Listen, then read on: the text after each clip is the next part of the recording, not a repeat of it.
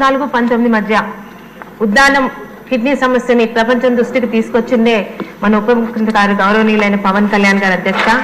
దానికి ఉపశమనంగా అప్పటి మన ముఖ్యమంత్రి గారైన చంద్రబాబు నాయుడు గారు శ్రీకాకుళం జిల్లాలో దాదాపు 5 కాన్స్టిట్యున్సీలోని డయాలసిస్ సెంటర్లు పెట్టడమే కాకుండా ఈరోజు కిడ్నీ వ్యాధికి మొదటి కారణం అవ్వచ్చు అని వైద్యులు చెప్తున్న విధానంగా రక్షిత మంచినీరు అందించాలనే ఉద్దేశంతో కుప్పంకి వెళ్లాల్సిన పైలట్ ప్రాజెక్ట్ ని ఎన్టీఆర్ సుజల సమితిని ఉద్దానంకి తీసుకొచ్చారు అధ్యక్ష. ఈ రోజు ఉద్దానం అంటే ఇటు పలాస అటు ఇచ్చాపురంలో కలిసి దాదాపు 7 మండలాల్లోని 135 పంచాయతీల్లోని ఎన్టీఆర్ సుజల పెట్టడం జరిగింది అధ్యక్ష. కానీ ఈ రోజు గత ప్రభుత్వ నిర్లక్ష్యం వల్ల దాదాపు 54 ఎన్టీఆర్ సుజల సమితి పథకాలు మాత్రమే పనిచేస్తున్నాయి అధ్యక్ష. దాదాపు ఇంకొక 81 మాత్రం పూర్తిగా పనిచేయట్లేదు అధ్యక్ష.